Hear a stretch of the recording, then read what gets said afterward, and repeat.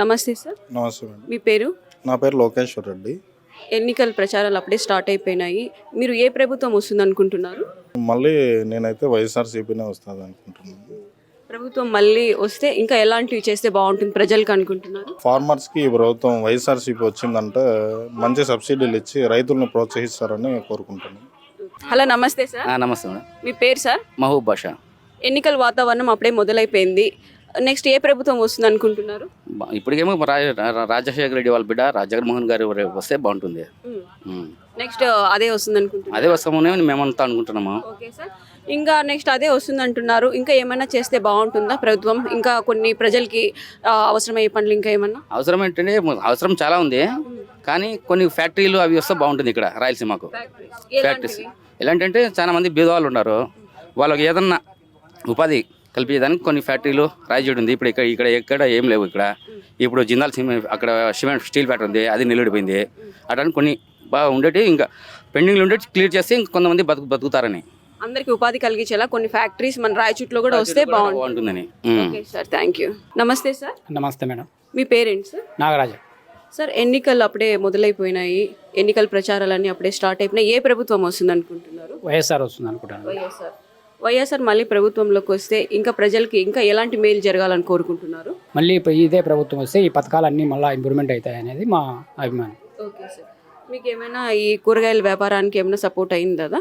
ఇప్పటికైతే ఏం సపోర్ట్ లేదు మేడం, ఇంకేమన్నా ఇస్తారేమో మనకు తెలియదు. నమస్తే సార్. నమస్తే మేడం. మీ పేరు సార్? భాస్కర్ నాయుడు. సార్, మళ్ళీ ఏ ప్రభుత్వం వస్తుంది అనుకుంటున్నారు? ప్రభుత్వం అధికారంలోకి వచ్చిన వెంటనే ఇంకా ప్రజలకు ఎలాంటి మేలు చేస్తే బాగుంటుంది అనుకుంటున్నారు? వైఎస్ఆర్ ప్రభుత్వం వస్తేనే మేలు అనుకుంటున్నాము. అన్ని అభివృద్ధి పనులు చేసినారు. నమస్తే. నమస్తే. మీ పేరు? యశోద. నెక్స్ట్ ఏ ప్రభుత్వం వస్తుంది అనుకుంటున్నారు? జగన్ గారు రాగానే ఇంకా పథకాలు ఇస్తున్నారు. ఇంకా ఎలాంటి ప్రజలకి ఇంకా ఎలాంటి మేలు జరగాలనుకుంటున్నారు? పిల్లలు బాగా చదువుకునేదానికి కష్టం లేకుండా అమ్మగా నాన్నకి చదివించుకోగల ముందుకు వెళ్ళగలుగుతారు కాబట్టి జగనే వస్తే బాగుంటారు. నమస్తే. నమస్తే అమ్మా. మీ పేరు మేడం? శివలక్ష్మి. శివలక్ష్మి గారు, నెక్స్ట్ ఏ ప్రభుత్వం వస్తుంది అనుకుంటున్నారు? నేను ప్రభుత్వం గురించి ఆలోచించడంలా, ఏ ప్రభుత్వం వచ్చినా సరిగ్గా సక్రమంగా పని చేయాలనుకుంటున్నాం. ఎందుకంటే ఇప్పుడు జగన్దే ఉంది, అన్ని పథకాలు చెప్తున్నారు, కానీ మాకు కొందరికి ఏ పథకాలు అందలే. ఎందుకు అందలంటే ఒక చిన్న ఇల్లు ఉన్నా కూడా ఇల్లు ఎవరు ఇస్తారు? ప్రభుత్వం తరఫున వీళ్ళే ఇస్తారు.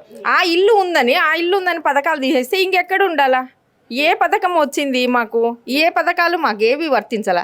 అట్లాంటప్పుడు మేము ఎట్లా కోరుకోవాలా? ఏం కోరుకోవాలా? ఎవరైనా కానీ పెట్టండి, మీరు పెట్టేవి సక్రమంగా మాకు అంతా అండయా లేదా అనేది కూడా గమనించండి. కోట్ల కాస్త ఉంటే వద్దు. చిన్న ఇల్లు ఉన్నా కూడా ఏ పథకం చెల్లదంటే మాకు అప్పుడు ఏది ఆధారం దొరకనప్పుడు మాకు బాధే కదా. ఇంకా కష్టం చేసి బతుకుతున్నాం. మేము మార్కెట్లో ఉండడానికి ఇల్లు కూడా లేకుండా ఏ విధంగా బతకాలా? అదే మేము కోరుకునేది. ఏ పార్టీ వాళ్ళైనా ఒక చిన్న దాన్ని పట్టుకొని ఎవరికి ఏవి అందరినీకుండా చేయకుండా అందరికీ అందేలాగా చేస్తే అదే గొప్ప పార్టీ. మాకు కావాల్సింది అది. నమస్తే అమ్మా. మీ పేరు? లక్ష్మీదేవి.